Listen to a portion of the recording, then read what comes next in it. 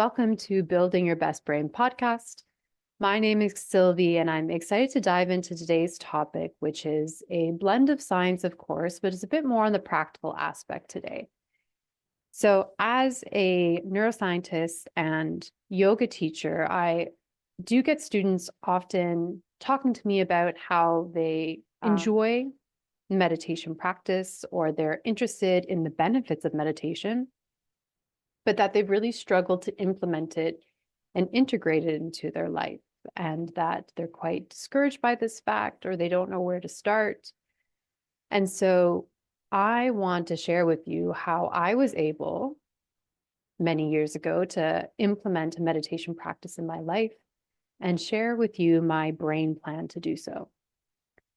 So one of the things I want to dive into before I give you the step-by-step is there is research regarding kind of a shorter daily practice versus a longer practice with more spaces in between. In this group, they were looking at kind of categorizing the effect of meditation. So what they saw was that people experienced more positive emotions and mindful awareness during the hours following their meditation practice. So I think this was a group of like 20, 30 people.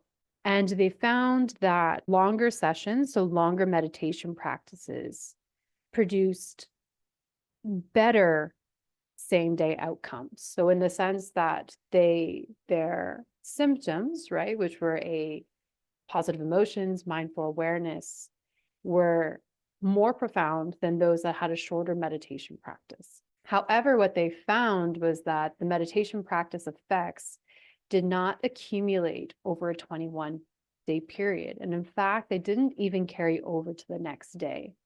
And so what this suggests, the main takeaway, is that a daily practice matters. A daily practice is what's going to make the difference, not a 2-hour practice every once in a while. And so what I'd like us to do, and you can just listen to this at first, but if you want to bring a journal with you, I would suggest to do that. And I'll put all the questions in the show notes, but are various prompts so you can be able to craft your own plan on how to implement a meditation practice. So the first question is, what do you hope to gain from a consistent meditation practice? So this is getting down to your why do you even want to start? And so for me, my why when I was first starting a meditation practice was to be able to be less reactive in my day-to-day and to feel more at ease in my body.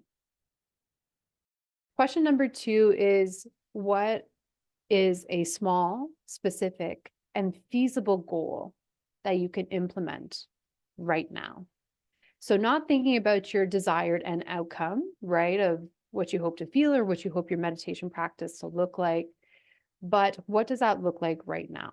A few examples could be a 5-minute meditation practice in the morning. This could be a recording from a favorite meditation teacher. Maybe you pick a different 5-minute meditation every morning. Maybe if you have a consistent commute, that you put on a recording during this. Maybe you put a reminder on your phone to have a mindful breath, right? Maybe during your lunch period, keeping in mind that you want to keep this action small and you want to keep it feasible. You want to make it as easy to do as possible so that you're more likely to do it.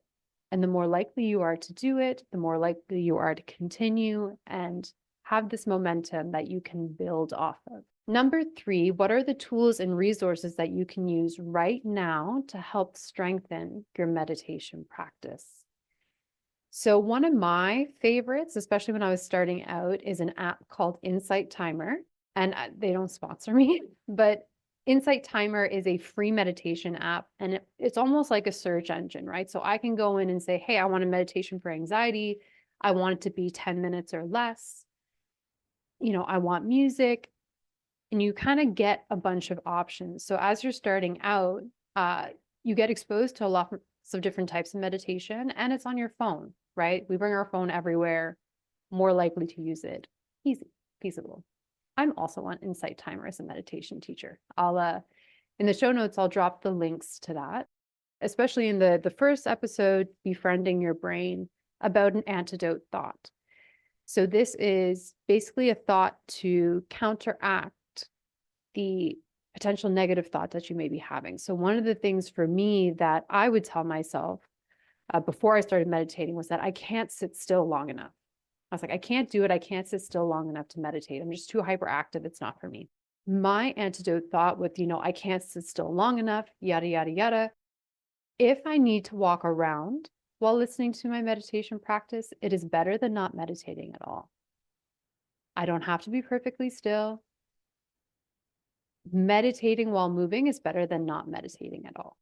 And the last one, when it comes to your brain plan and meditation, is what is a science fact that you're most attracted to or find the most motivating to maintain a meditation practice? And now in the Building Your Best Brain podcast, I'll continue to share different scientific studies that show the benefits of meditation. I shared one recently about meditation and the epigenetic age, in which they saw that experienced meditators had a younger or a decreased rate of aging at the level of their epigenetics, which was a very motivating factor for me. I'm basically helping my aging process all the way down to my DNA through my meditation practice. So I hope that this was helpful. Again, I'll leave all the questions in the show notes as well as the reference to the study. If you have any questions about any of it or struggle to find any of the resources, please do send me a DM on Instagram at SynapticSylvie, and stay tuned for more tips on how to build your best brain. Have a wonderful day. Bye.